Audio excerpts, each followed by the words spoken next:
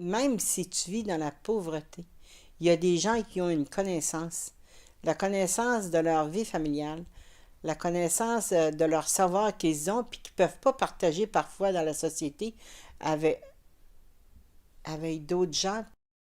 Au Québec et partout ailleurs, les personnes en situation de pauvreté savent mieux que quiconque ce que sont des conditions de vie difficiles, l'exclusion et le combat quotidien pour s'en sortir.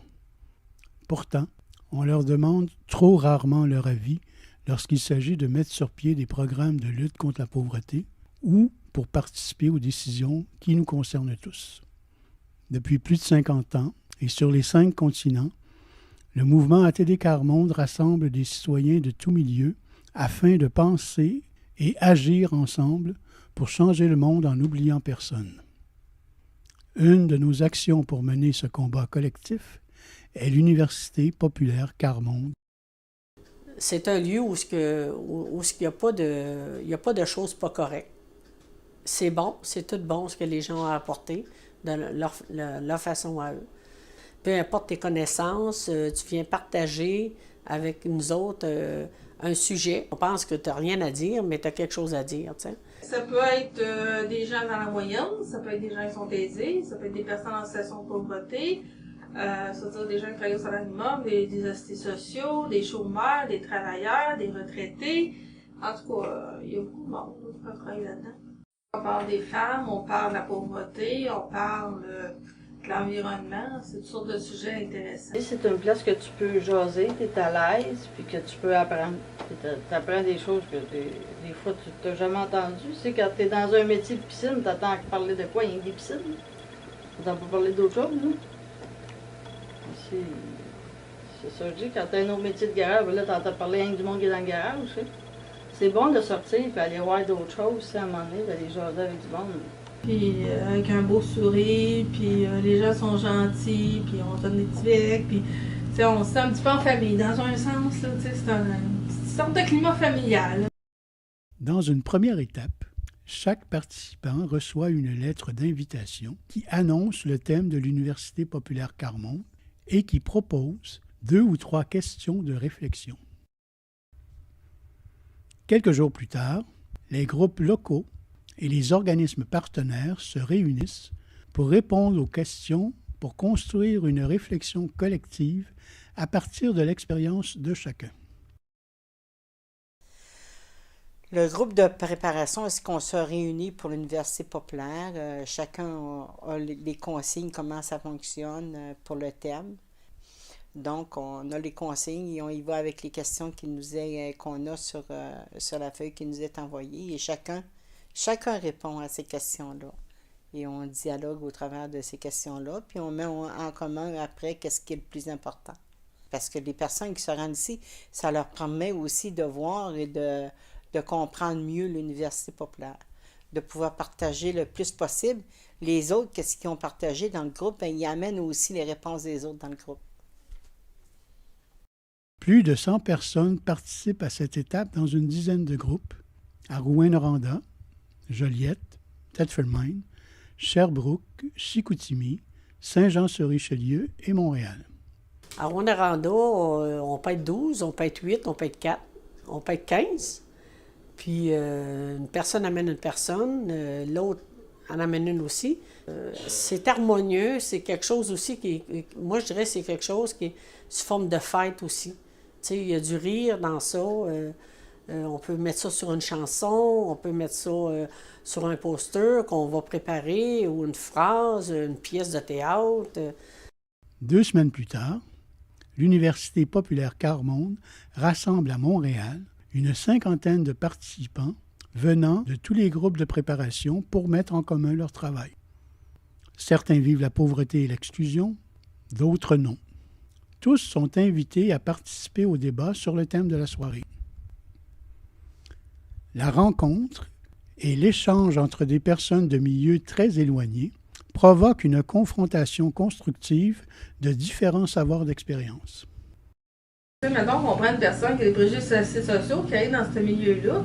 Ah, tu sais, Lucie, t'écris un roman, tu fais du bénévolat, c'est le fun. Ah, ouais, je sais pas que les assistés sociaux étaient comme ça, je pensais que c'était tous des... Tu sais, Fait que là, tu sais, ça peut leur faire voir une vision différente. Puis nous autres, ça, en même temps, on peut voir, ah, tu sais, même si la personne est aisée, t'es généreuse quand même. Moi, je pensais que c'était toute une ligne de cheat, tu sais. C'est ça, exactement. Fait que, ça peut faire tomber les préjugés, puis ça peut faire comme un échange, tu sais. Je pense que ça peut, on peut s'apporter beaucoup, là, tu sais, en mettant pas juste des aspects sociaux ensemble. Des choses, en fait, ça m'interpelle beaucoup dans mon travail. Je travaille à la direction de santé publique. Une de nos priorités, c'est de lutter contre les inégalités sociales de santé.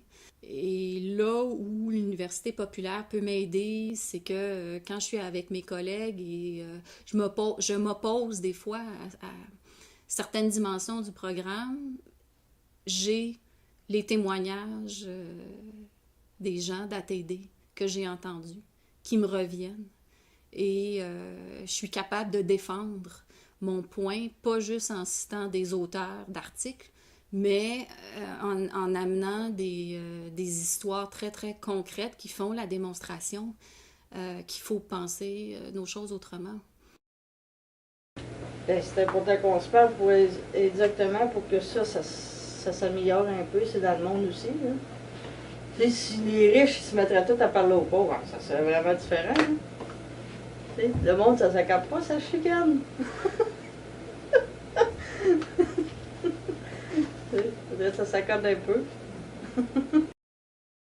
Vraiment un lieu de partage et d'échange sur différents points de vue, différentes façons de voir le monde. Et cet échange-là permet de s'enrichir mutuellement. Donc des gens qui ne vivent pas la pauvreté vont comprendre un petit peu plus qu'est-ce que ça veut dire la pauvreté au quotidien et inversement. Donc pour moi, c'est vraiment un peu une école où chacun peut apprendre des expériences de l'autre.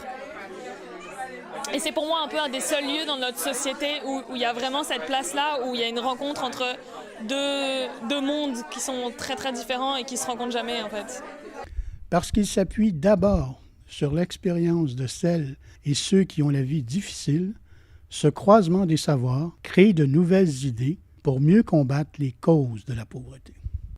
Pour moi, l'université populaire, ça sert à avancer, ça sert à apprendre à connaître des situations qui se passent en société, à revendiquer des choses pacifiquement. J'en vois l'utilité où c'est vraiment de prendre la parole des gens, de ce qui se vit ici et de le faire connaître à l'extérieur.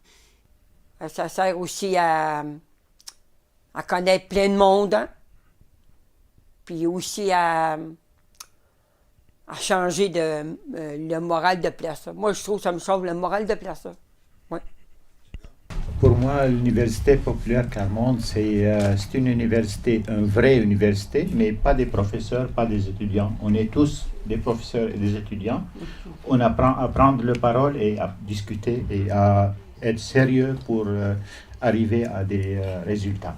C'est un endroit qu'on peut s'exprimer, qu'on soit riche ou pauvre, sans être jugé et avec grande dignité. À l'Université populaire, c'est que c'est un lieu où on passe de la honte de la pauvreté à la fierté d'un combat collectif pour la dignité de tous.